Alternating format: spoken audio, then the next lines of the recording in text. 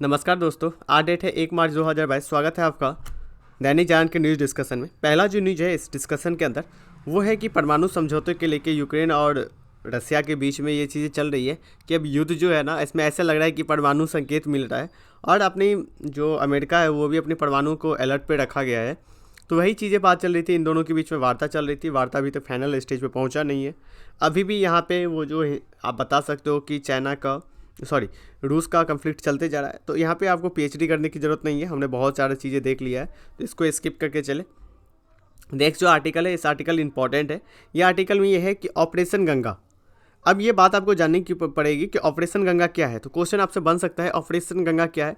तो ऑपरेशन गंगा है कि यूक्रेन में जो फंसे भारतीय है ना, उनको अपना देश भारत लाने के लिए जो ऑपरेशन चलाया जा रहा है उसका नाम है ऑपरेशन गंगा, जिसमें स्वदेशी को भारत लाया जाएगा, छात्रों को और वहाँ के जो नागरिक वहाँ पे रह रहे हैं। इसके तहत अब 4 मंत्रियों को भेजा जाएगा इस दौरे पे, ठीक है, कि आप वहाँ पे जाए। वहाँ से पोलैंड भेजा जाएगा, हंगरी भेजा जाएगा, उनके पड़ोसी देशों में भेजा जाएगा। वहाँ से सभी को वापस लाने की बात की जा रही है। तो आप एक चीज़ें याद रखेंगे, ऑपरेशन गंगा किससे संबंधित है, तो यूक्रेन से भारतीयों को लाने से संबंधित है। ओके, जैसे बीके सिंह को पोलैंड भेजा जाएगा, ठीक है। उसके बाद ज्योतिराज सिंधिया को मालदेवा और हरीश पुरी को हंगरी भेजा जाएगा। तो ये सब सारी चीज़ें हैं, तो इसको आपको याद करने की ज़रूरत नहीं है। आप सीधा सीधा एक ही चीज़ याद रखें कि ऑपरेशन गंगा है क्या। नेक्स्ट आर्टिकल देखिए। नेक्स्ट आर्टिकल ये चीज़ें है कि रूस और यूक्रेन के साथ भारत ना एक सामंजस्य बैठा रहा है। सामंजस्य देखिए क्या हुआ था कि यूरोपीय यूनियन में अभी क्या चल रहा था, यूएनएससी का बैठक चली थी।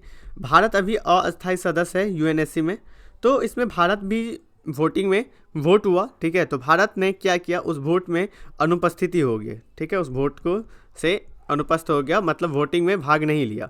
लेकिन उन्होंने एक चिट्ठा जारी किया, ठीक है, एक पर्ची जारी किया, जिसमें उन्होंने बताया कि यूक्रेन जो है ना, रसिया को इस चीज़ें की नहीं करनी चाहिए, विश्व में शांति के लिए चीज़ें चलनी चाहिए। तो हमने क्या किया, एक तरफ यदि हम इसमें वोट में शामिल हो जाते तो हमसे रूस नाराज़ हो जाता, ओके। जबकि रूस में को हमें ज़रूरत है, क्योंकि आप देखेंगे कि मध्य एशिया जो कंट्री है इसमें रसिया का बहुत बड़ा दबदबा है।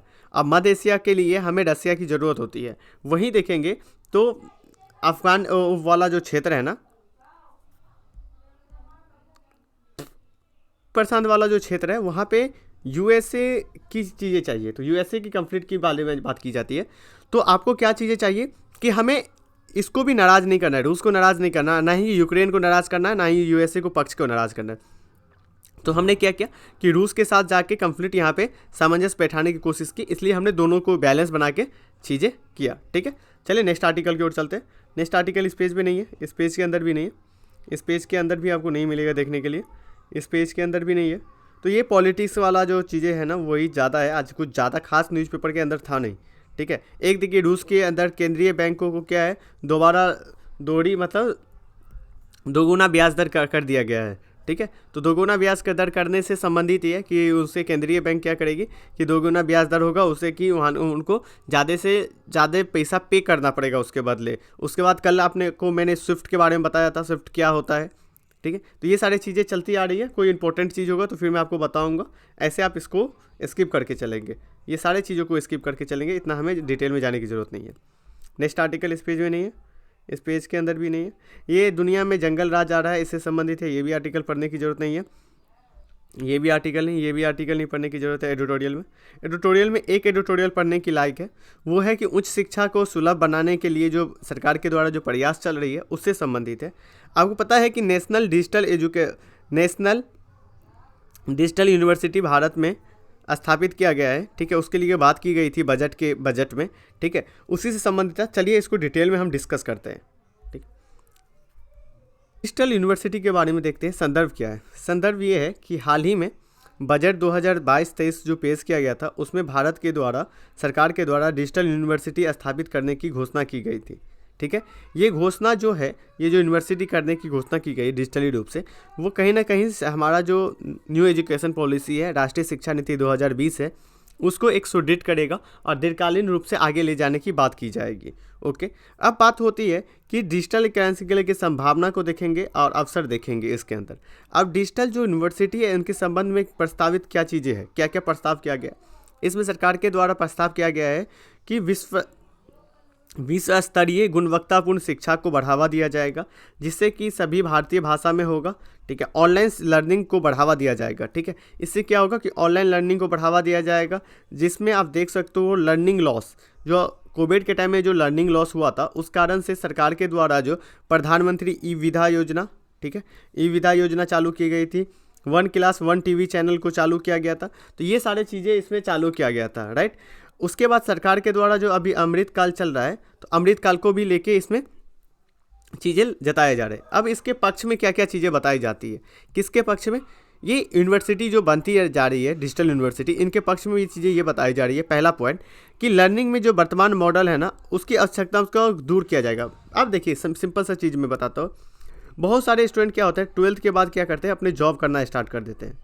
लेकिन आप जब यूनिवर्सिटी में जाते हो तो आपको रेगुलर अटेंडेंस की ज़रूरत पड़ती है।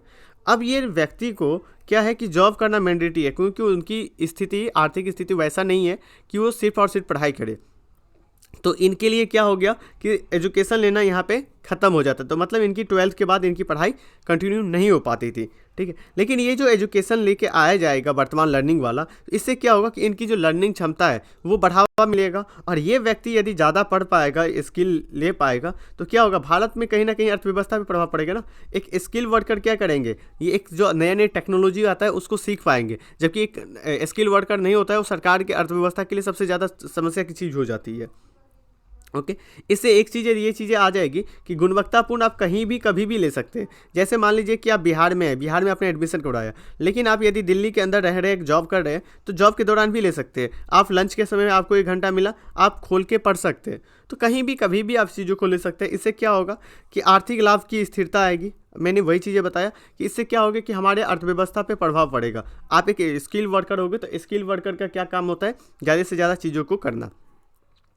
प्रौद्योगिकी के साथ भी हम जोड़ सकते हैं, टेक्नोलॉजी के साथ भी जोड़ सकते हैं। मैंने वही चीज़ बताया कि हम स्किल प्राप्त कर लेंगे, तो स्किल प्राप्त करेंगे तो हम नए नए जो टेक्नोलॉजी आता है, रोबोटिक्स, जो नया नया मोबाइल आप देख रहे हो कि बहुत सारे लोग क्या है कि अभी कंप्यूटर पे काम नहीं कर पाते हैं, तो कंपनी उसको क्या कर रही है, निकाल दे रही है, क्योंकि कंप्यूटर लग गया आप कंपनी के अंदर। तो वो सारी चीज़ें हैं। उसके बाद वैज्ञानिक प्रौद्योगिकी का जो प्रयोग है उसको बढ़ावा मिलेगा, जिससे कि क्या होगा कि हब स्पॉक मॉडल है यहाँ पे तैयार होगा। इससे कृत्रिम जो बुद्धिमत्ता है, मशीन लर्निंग, वर्चुअल रियलिटी, ठीक है, तो ये सब सारी चीज़ को, ब्लॉकचेन टेक्निक, इनको सारी चीज़ों को बढ़ावा मिलेगा। अब इसके विपक्ष में भी कुछ पॉइंट रखा जाता है। ऑनलाइन जो डिजिटल हुआ है उससे विपक्ष में ये चीज़ें रखा गया है कि ऑनलाइन पहुँचना हमारे भारत में सभी के पास नहीं है। जो लाइन में सबसे हाशिए पे है, ठीक है, उनके लिए एक मोबाइल फ़ोन अभी भी बहुत बड़ी चीज़ हो जाती है। तो एक फैमिली में मान लीजिए कि फैमिली में एक फ़ोन है, तो कब लोग फ़ोन चलाएगा और किस फैमिली के पास रहेगा, किस फैमिली के पास रहेगा। ठीक है, जो है कि सार्थक जो शिक्षा होती है, सार्थक शिक्षा मतलब होता है कि जो ऑफलाइन शिक्षा है ना, उसका विकल्प नहीं हो सकता है, अल्टरनेटिव रूप से विकल्प नहीं हो सकता, क्योंकि उसमें जो लर्निंग जो कैपेसिटी होती है ना, कि ऑफलाइन से ज़्यादा होता है। क्योंकि आप चीज़ें देख सकते हो कि डिजिटल जो डिवाइस हो जाए, जो छात्रों के लिए दो धारी तलवार की तरह होता है। यदि आपने डिसिप्लिन यदि कोई स्टूडेंट ने बना लिया, तो डिजिटल ये बहुत ही अच्छी है। जिस तरह से आप यूपीएससी में दे सकते हो कि आपके लिए जो डिजिटल चीज़ें हैं ना, हर चीज़ें आप गूगल करके आराम से पढ़ सकते हैं। लेकिन यदि आपके पास डिसिप्लिन नहीं है, तो आप उस चीज़ों को रिटेन नहीं कर पाते हैं और आप ज़्यादा चीज़ें नहीं पढ़ पाओगे, सीख पाओगे। ठीक है, तो एजुकेशन ना, शिक्षा बहुत ही इंपॉर्टेंट है, लेकिन शिक्षा में इंपॉर्टेंट चीज़ें ये होती है कि आप कितनी ज़्यादा डिसिप्लिन हो। ओके, तो ये चीज़ें दो धारी तलवार की तरह होगी। उसके बाद है हमारी जो संस्कृति पूंजी के उपलब्ध में नहीं होगा। इससे क्या होगा कि हमारे यहाँ पे हम स्कूल में जाते हैं, एक साथ रहते हैं, तो हम हर एक कम्युनिटी के साथ बैठ के रहते हैं, तो हमें एक भाईचारा और एकता की भावना जगती है। लेकिन यदि हम डिजिटल अलग अलग रहेंगे ना, तो ये जो भाईचारा या हमारी जो एकता की बात होती है, इसको ख़त्म हो जाएगी ये सारी चीज़ें। उसके बाद है क्या होती है कि आप जब डिजिटल लर्निंग करेंगे, तो उसके साथ साथ आपको क्या चाहिए, इंटरनेट स्पीड चाहिए। जैसे हम ई लाइब्रेरी स्टार्ट किए थे, ठीक है, ई लाइब्रेरी प्रोग्राम आज से स्टार्ट हो गया है। यदि आप नहीं भी, जो स्टूडेंट अभी तक ज्वाइन नहीं किए हैं, तो आप हमें ज्वाइन कर सकते हैं। उसके लिए इस नंबर पे आप मुझे कॉल कर लीजिएगा और मैसेज कर लीजिएगा। ठीक है, तो अभी स्टार्ट हो चुकी है, बहुत सारे स्टूडेंट यहाँ पे आके पढ़ रहे हैं, तो आप भी कर सकते हैं। लेकिन देखिए, बहुत सारे स्टूडेंट ने क्या किया, बोला कि सर हमारे पास ना इंटरनेट स्पीड नहीं चलता है, तो हम ज्वाइन नहीं हो पाएंगे, हमारी ये मजबूरी है, तो हमारे लिए क्या करें। तो कहीं ना कहीं आपके लिए एक इंटरनेट प्रॉब्लम है। मान लीजिए बिजली की कटौती हो जाए, जैसे हम ऑनलाइन क्लास करवाते हैं, मेंटरशिप करवाते हैं, ठीक है, तो मेंटरशिप में बहुत सारे स्टूडेंट ज्वाइन करते हैं, लेकिन कभी कभी क्या होता है हमें ब्रेक हो जाती है। क्यों हो जाती है?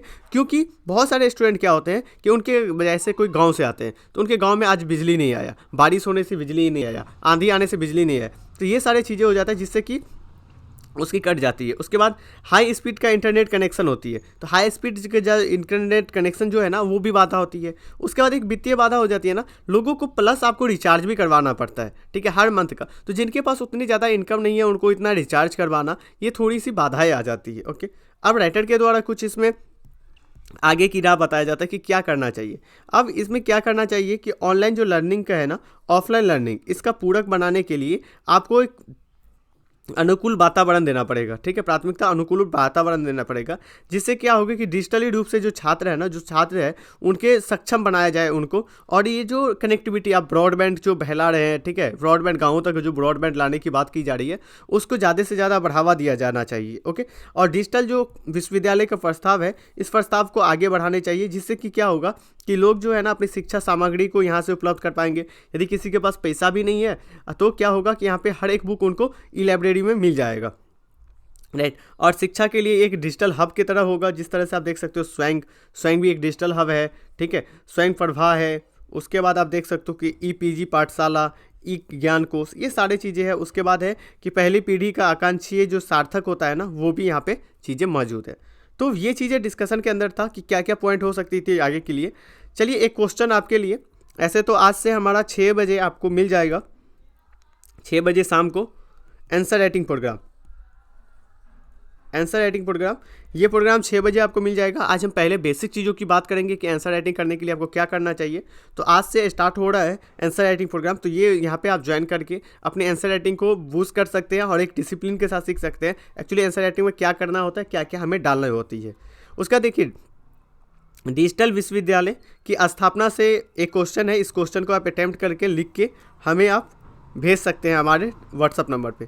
डिजिटल विश्वविद्यालय की स्थापना से उत्पन्न अवसरों की चर्चा करें। क्या क्या अवसर हो सकता है, चर्चा कीजिए, विशेष रूप से जबकि कोविड महामारी में संपूर्ण शिक्षा प्रणाली का जो कार्यक्रम है ना उसको प्रभावित हुआ था, जब वो प्रभावित हुआ। मतलब इसमें कहना है कि डिजिटल जो विश्वविद्यालय है उसकी अवसर, मतलब उसकी आवश्यकता जो है ना, उसको आवश्यकता को बताया क्यों ये महत्वपूर्ण है। उसके बाद जब ये बताओ कि जिस समय मतलब संपूर्ण विषय बंद हो गया था शिक्षा प्रणाली, उस समय इन्होंने किस तरह से काम किया, किस तरह से प्रभावित हुआ, तो इन चीज़ों के बारे में आपको बताना है। तो ये आर्टिकल हमने डिटेल में डिस्कस किया। चलिए नेक्स्ट आर्टिकल की ओर चलते हैं न्यूज़पेपर में। ये आर्टिकल नहीं है, ये आर्टिकल भी नहीं है, ये आर्टिकल भी इंपॉर्टेंट नहीं है। तो अब इंपॉर्टेंट आर्टिकल नहीं है क्योंकि आज जो ये भी है, यूक्रेन संकट के बीच में कृषि जो क्षेत्र है ना, उसमें ये चीज़ें बताया जा रहा है कि महंगाई हो सकती है, क्योंकि आपको पता है कि सप्लाई चेन ये जो टूटेगा तो थोड़ी सी महंगाई तो बढ़ेगी। तो ये सारी चीज़ें उतना ज़्यादा आपको डिटेल में नहीं जाने की ज़रूरत है। इसमें मोदी जी बात कर रहे हैं निजी क्षेत्रों को सरकार के साथ मिलकर निवेश करना चाहिए।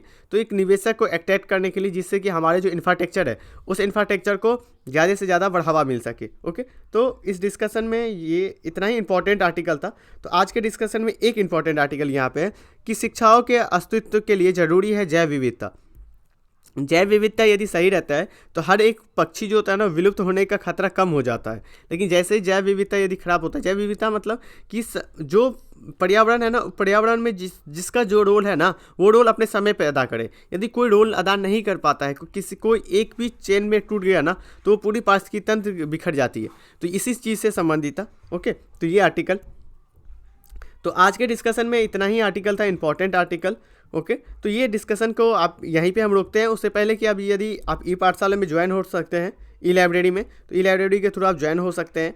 यदि आप अभी तक नहीं हुए तो इस नंबर पे आप मुझे मैसेज और कॉल कर सकते हैं ज्वाइन होने के लिए। उसके बाद आंसर राइटिंग प्रोग्राम अपना स्टार्ट होने वाला, आंसर राइटिंग प्रोग्राम को भी ज्वाइन कर सकते हैं। तो आज के डिस्कशन में इतना ही। Thank you so much.